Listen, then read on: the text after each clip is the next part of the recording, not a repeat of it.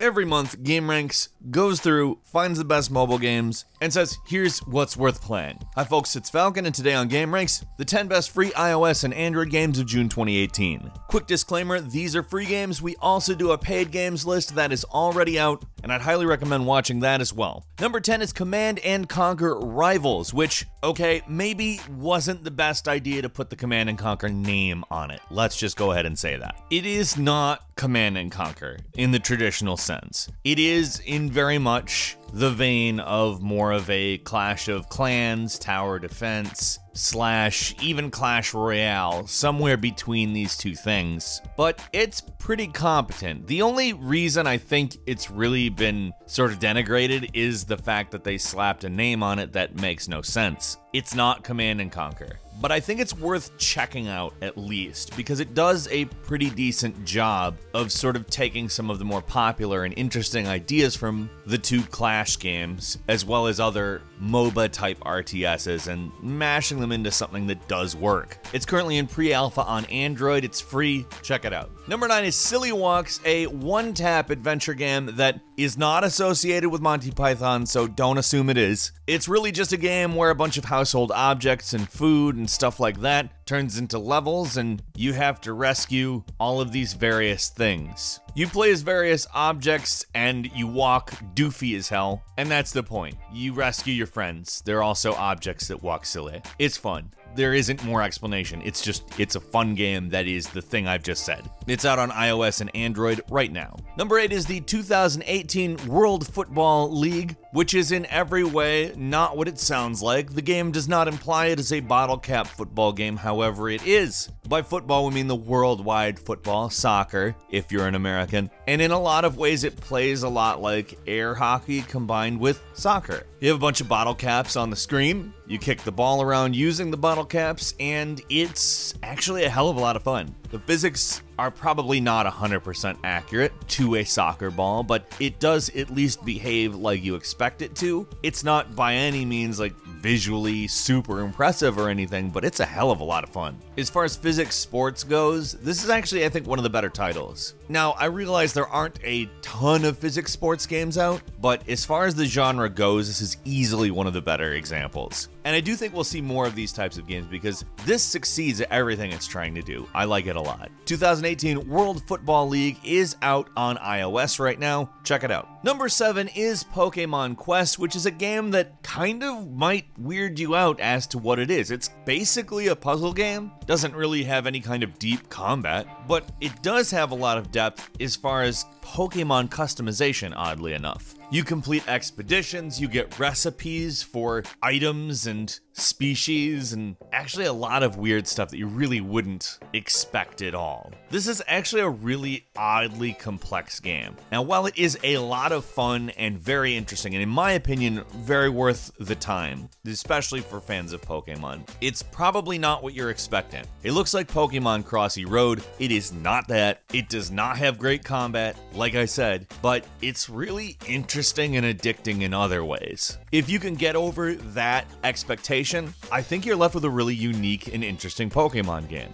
And it's currently out for iOS and Android. Number 6 is Goosebumps Horror Town. It's kind of an interesting idea. It's made by the creators of The Sandbox, which is a really interesting game if you've ever played it. And you see some of the experience carry over to this, but it's different. This is a city builder and a monster collector. And that doesn't sound like two things something should be, but what it does is create a dynamic that really keeps you coming back. If you get bored with one element of it, you have other things to do, and it gives you a nice balance and the ability to basically do whatever it is that seems more fun at the time, and it manages to not direct you too hard, but it seems like exactly when you need it, something happens to shift your focus. It's a lot of fun. You build a town, you scare the townsfolk with monsters that you've collected. I don't know how to describe it more simply than that, and it's a great hybrid game. Goosebumps Horror Town is available on iOS and Android. Number 5 is Westworld, and let's just go ahead and say this. You're gonna think of Fallout Shelter. It's inevitable. There's a claim that some code was stolen, which is really weird. The developer that did this for Warner Brothers apparently also did work for Bethesda's game, but I don't think that there's really a reason for you not to play it. I'm sure whatever conflict is going on will be resolved in the courts, who cares? It's a game that's like Fallout Shelter with a Westworld theme and some interestingly unique Westworld ideas. It adapts so much of what you know of Fallout Shelter to the idea that Westworld's creators are directing you with a plan that they will enact and ultimately decide your fate for you, and you have to do things like working on artificial intelligence and building the Delos facility. I think it's a really good use of the Fallout Shelter / This War of Mine concept. Westworld is out on iOS and Android. Number 4 is Dead Island Survivors. In some weird ways, I would compare this to Fortnite's main game, not the Battle Royale. There's fort building, and you obviously have to take down the zombies in more action. It's third person but isometric,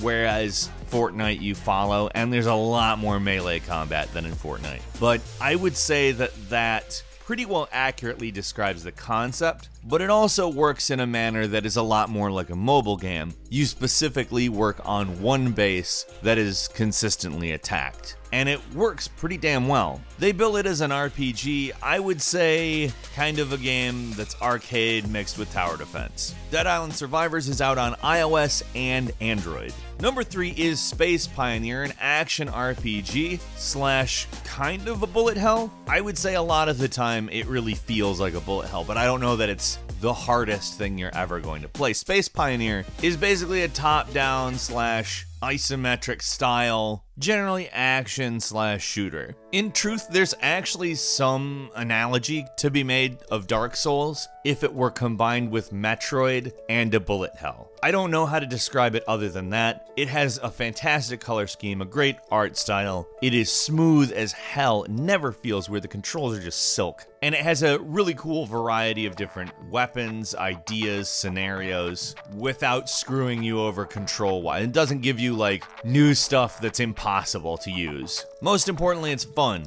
It is fun as hell. And right now it's currently out only on iOS. Hopefully we see it on Android. It is a good game. I really love it. Number 2 is Ark Survival Evolved. Yes, that Ark. And you're basically getting the same game as Anywhere. I mean, you're getting the online fighting, you're getting the resources and crafting and base building, and it never really at any point doesn't feel like the full game. The graphics are not as good as they can be, but it's also great to have this full sandbox survival / crafting game on a mobile platform without it feeling like a massive downgrade at all. I mean, it's actually really impressive, and if you're playing on an iPhone X, it looks great. If you like Ark, or if you like that type of game, I don't understand why you wouldn't want this. It's currently only out on iOS though, so we'll see if it gets to Android. Fingers crossed. And finally, a really oddly, kind of out of nowhere, phenomenal game, Darkness Rises. Now, it is definitely faster paced than Dark Souls, but you